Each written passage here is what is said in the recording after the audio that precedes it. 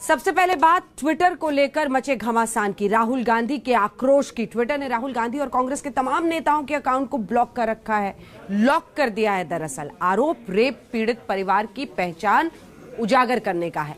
कांग्रेस नेताओं और खुद ट्विटर की तरफ से हुई कार्रवाई की व्याख्या आज राहुल गांधी ने की है, जरा देखिए। आज राहुल गांधी ने करीब 1 मिनट 25 सेकंड का वीडियो जारी किया। वीडियो संदेश के जरिए एक साथ 3 अहम सवाल पूछे। सवाल नंबर 1, क्या कंपनियां देश की राजनीति तय करेंगी? सवाल नंबर 2, क्या हम खुद देश की राजनीति तय करेंगे? सवाल नंबर 3, क्या सोशल मीडिया प्लेटफॉर्म भी न्यूट्रल नहीं? राहुल गांधी का बड़ा और कड़ा reaction social media platform Twitter के खिलाफ आया। बड़ी बात यह है कि राहुल गांधी संवाद के लिए ट्विटर प्लेटफॉर्म का इस्तेमाल करते हैं। अपने विचार ट्विटर के जरिए करीब 2 करोड़ फॉलोअर्स तक पहुंचाते हैं। लेकिन बीते दिनों राहुल का ट्विटर अकाउंट लॉक कर दिया गया।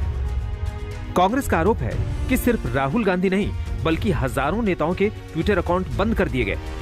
इसमें कांग्रेस के कई सीनियर लीडर्स के नाम भी हैं।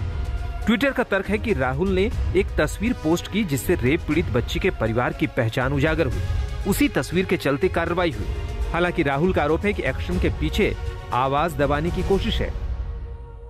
A company is making its business to define our politics, and as a politician, I don't like that. This is an attack on the democratic structure of the country. This is not an attack on Rahul Gandhi. This is not, simply shutting Rahul Gandhi down. I have 19-20 million followers. You're denying them the right to an opinion. That's what you're doing. So this is not only patently unfair, they're breaching the idea that Twitter is a neutral platform. Our democracy is under attack. We're not allowed to speak in parliament. The media is controlled. It's obvious now that Twitter is actually not a neutral, objective platform. It is a biased platform, and it's something that listens to what the government of the day says. Rahul ने जो बड़ी बात कही उसे समझिए। Number 1, Twitter ने मेरे लगभग 2 करोड़ फॉलोअर्स का हक छीना। नंबर 2, अकाउंट ब्लॉक करना लोकतंत्र पर हमला है। नंबर 3, एक कंपनी राजनीतिक प्रक्रिया में दखल दे रही है। नंबर 4, ट्विटर भेदभाव करने वाला प्लेटफॉर्म बना। इस एक्शन के विरोध में कांग्रेस के कई नेताओं ने प्रोफाइल पिक में राहुल की तस्वीर लगाई। राहुल ट्विटर के एक्शन को लोकतंत्र पर हमला बता रहे हैं। वहीं बीजेपी का रिएक्शन भी आया। जब ट्विटर ने हमारी पार्टी के कुछ नेताओं के अकाउंट को मिसलीडिंग या मैनिपुलेटेड मीडिया कह के टैग किया, जब कांग्रेस का टूल किट सामने आया था, तब यही कांग्रेस पार्टी ट्विटर के साथ खड़ी थी। अब देश के कानून के अनुसार अगर कोई कार्रवाई होती है तो आप ट्विटर और सरकार पर बयानबाजी कर रहे हैं। जैसा आरोप आज कांग्रेस लगा रही है वैसा ही आरोप बीजेपी द्वारा अपनी पार्टी के नेताओं पर ट्विटर के एक्शन के बाद लगाए गए थे। ट्विटर के एक्शन को लेकर सत्ता पक्ष हो या विपक्ष, दोनों के अपने अपने दावे हैं। Our democracy is under attack. We're not allowed to speak in parliament. The media is controlled. It's obvious now that Twitter is actually not a neutral, objective platform.